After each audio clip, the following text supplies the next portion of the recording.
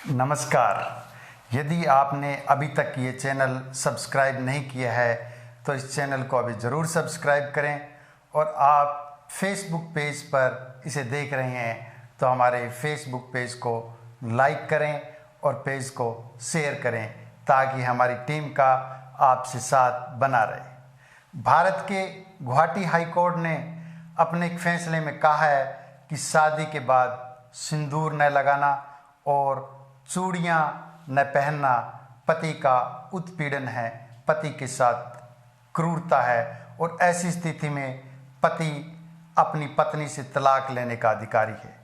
मैं आपको Guwahati high court के इस फैसले के बारे में बताऊंगा, परंतु इससे पहले बात करते हैं कि महिलाओं के 16 श्रृंगार क्या है जिनमें सिंदूर और चूड़ियाँ शामिल है। 16 श्रृंगार में सिंदूर और चूड़ियों के अलावा क्या क्या और शामिल है, और हिंदू रीति रिवाज से शादी करने के बाद हिंदू महिलाओं के लिए 16 श्रृंगार का क्या महत्व है। जहाँ तक 16 श्रृंगार के बारे में मैंने सुना है, मान्यताओं के अनुसार महिलाओं के लिए 16 श्रृंगार को बेहद शुभ माना जाता है। इन मान्यताओं के अनुसार ये केवल महिलाओं की खूबसूरती ही नहीं बल्कि उनके भाग्य को भी बढ़ाता है। भारतीय धर्म ग्रंथों की बात करें और भारतीय धर्म ग्रंथों में बिना श्रृंगार के महिलाओं को अधूरा माना गया है। विवाह के बाद जो महिला श्रृंगार नहीं करती उसे सुलक्षणा नहीं माना जाता, क्योंकि विवाहित महिलाओं के लिए श्रृंगार को सुहाग का प्रतीक माना जाता है। इसलिए सभी सुहागनों के लिए श्रृंगार बहुत जरूरी माना गया है।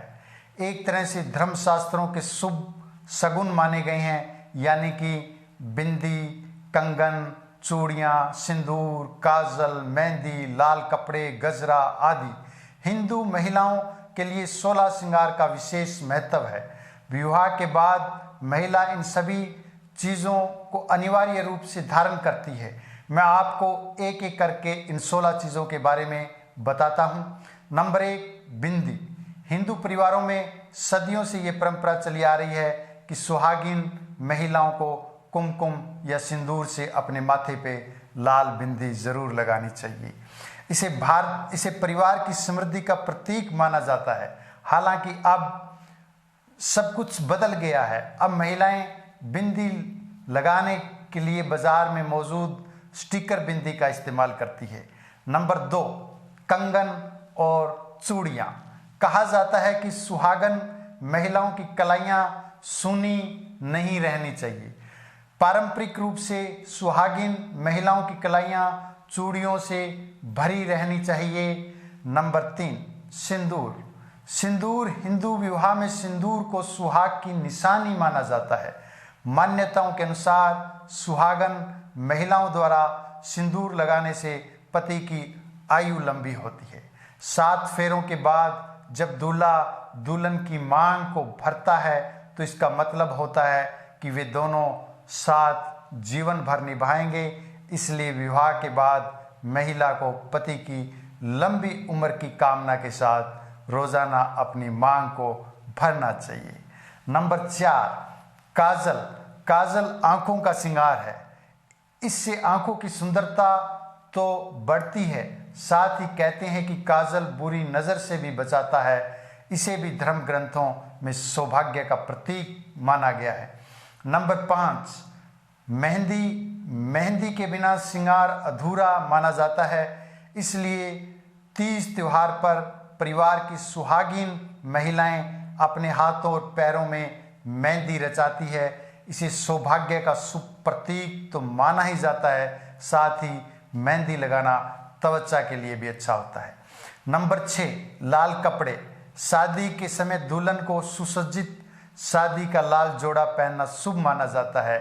शादी के बाद भी कोई त्योहार हो या कोई शुभ काम हो और घर की महिलाएं लाल रंग के कपड़े पहने तो बहुत शुभ माना जाता है।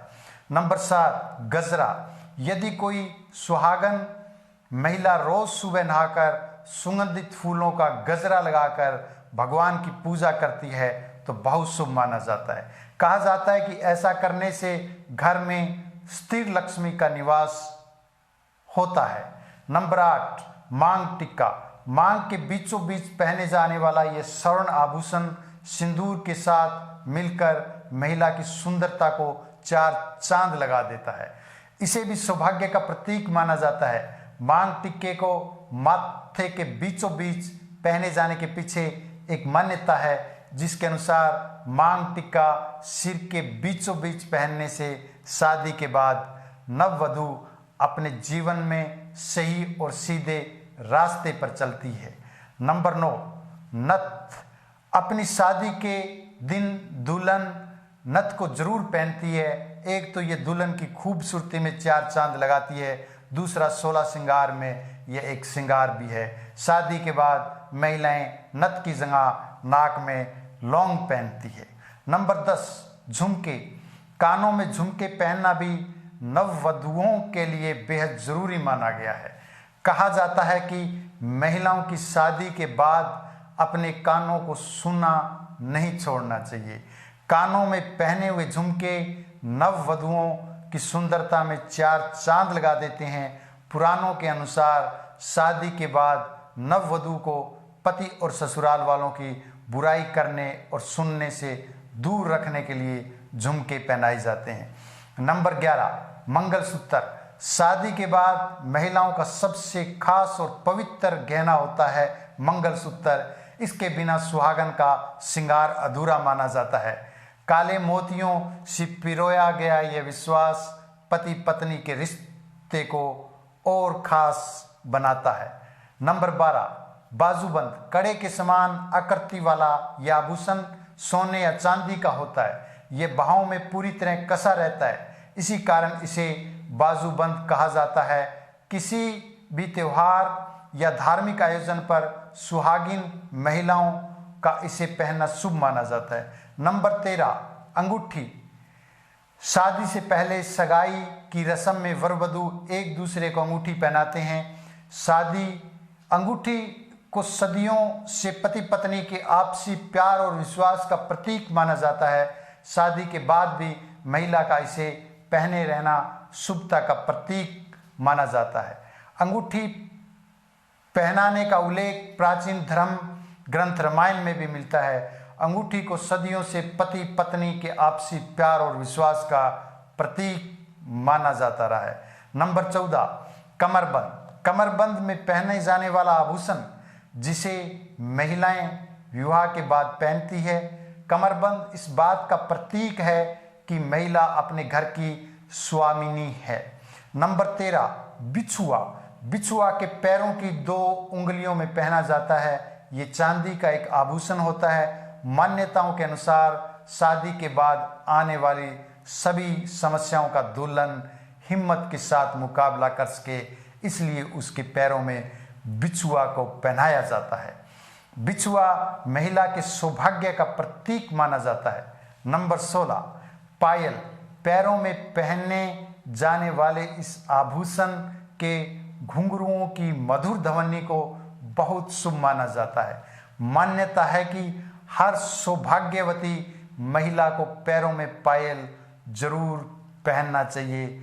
इस तरह रीति रिवाजों के मुताबिक एक महिला के लिए 16 श्रृंगारों का अत्यंत महत्व है।